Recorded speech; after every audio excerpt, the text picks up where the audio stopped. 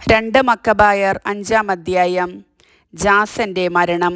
ഇക്കാലത്ത് അന്തിയോക്കസ് രണ്ടാമതും ഈജിപ്തിനെ ആക്രമിച്ചു.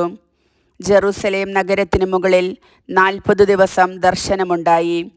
സുവർണ കവചം ധരിച്ച അശ്വസേന കുന്തങ്ങളും ഊരിയ വാളുമേന്തി ആകാശത്തിലൂടെ സംഘങ്ങളായി പായുന്നത് ദൃശ്യമായി.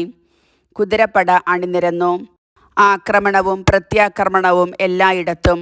പരിചകൾ വീശി, കുന്തങ്ങളും ശൂലങ്ങളും ചുഴറ്റിയെറിഞ്ഞു. സ്വർണവിഭൂഷകൾ തിളങ്ങി, പടച്ചട്ടകൾ മിന്നി. ആ ദൃശ്യം ശുഭശകുനമായി തീരാൻ എല്ലാവരും പ്രാർത്ഥിച്ചു. അന്തിയോക്കസ് അന്തരിച്ചുവെന്നൊരു വ്യാജശ്രുതി പരന്നു. ജാസൻ 1000-ൽ കുറയാത്ത സൈന്യത്തെ ശേഖരിച്ച് നഗരത്തിൽ മിന്നലാക്രമണം നടത്തി. അവർ കോട്ടയിൽ സ്ഥാനമുറപ്പിച്ചിരുന്ന സേനയെ തോൽപ്പിച്ച് നഗരം പിടിച്ചടക്കി. മെനെലാവൂസ് കോട്ടയിൽ അഭയം തേടി. ജാസൻ സഹപൗരന്മാരെ ഇടവിടാതെ കൊന്നൊടുക്കി. സ്വജനങ്ങളെ വധിച്ചു നേടുന്ന വിജയം ഏറ്റവും വലിയ നിർഭാഗ്യമാണെന്ന് അവൻ മനസ്സിലാക്കിയില്ല. ശത്രുക്കളുടെ മേലാണ് സ്വജനത്തിൻ്റെ മേലല്ല വിജയക്കൊടി നാട്ടുന്നതെന്ന് അവൻ സങ്കൽപ്പിച്ചു. പക്ഷേ ഉപജാപം കൊണ്ട് അപമാനം മാത്രമേ നേടാൻ കഴിഞ്ഞുള്ളൂ. അവന് അമ്മോന്യരുടെ ദേശത്തേക്ക് വീണ്ടും പലായനം ചെയ്യേണ്ടി വന്നു. അവൻ്റെ അവസാനം അതിദയനീയമായിരുന്നു. അറേത്താസ് എന്ന അറബി രാജാവിൻ്റെ മുൻപിൽ അവനെതിരെ കുറ്റം ആരോപിക്കപ്പെട്ടു. ജനങ്ങളാൽ അനുധാവനം ചെയ്യപ്പെട്ട് അവൻ നഗരത്തിൽ നിന്ന് നഗരത്തിലേക്ക് പലായനം ചെയ്തു.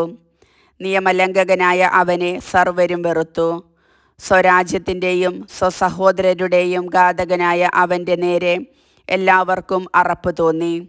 ഒടുവിൽ അവൻ ഈജിപ്തിലേക്ക് നിഷ്കാസിതനായി.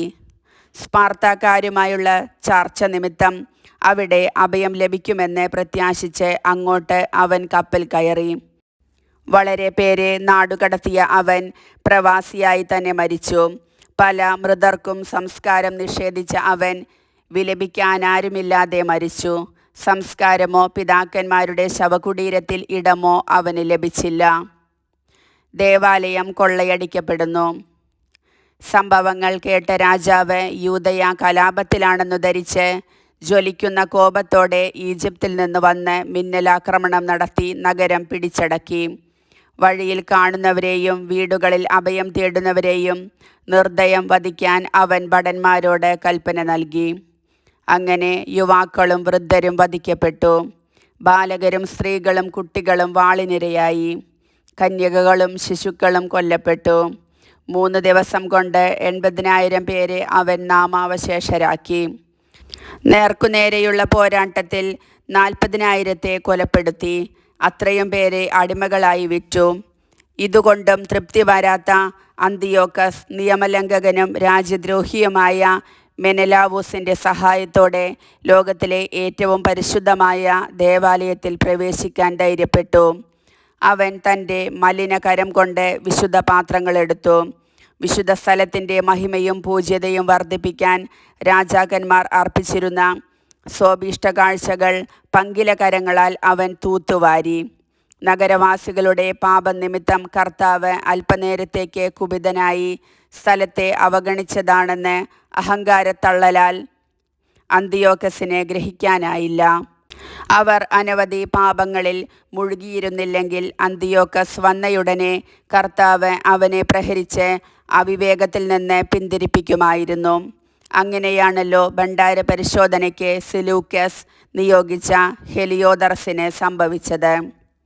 കർത്താവ് വിശുദ്ധ സ്ഥലത്തിനു വേണ്ടി ജനത്തെ തിരഞ്ഞെടുക്കുകയല്ല, ജനത്തിനു വേണ്ടി സ്ഥലം തിരഞ്ഞെടുക്കുകയാണ് ചെയ്തത്.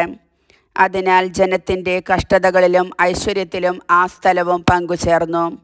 സർവശക്തൻ ക്രോധത്താൽ പുറന്തള്ളിയതിനെ പരമോന്നതനായ അവിടുന്ന് ജനത്തോട് അനുരഞ്ജനപ്പെട്ടപ്പോൾ അതിൻ്റെ സർവമഹത്വത്തിലും പുനഃസ്ഥാപിച്ചു.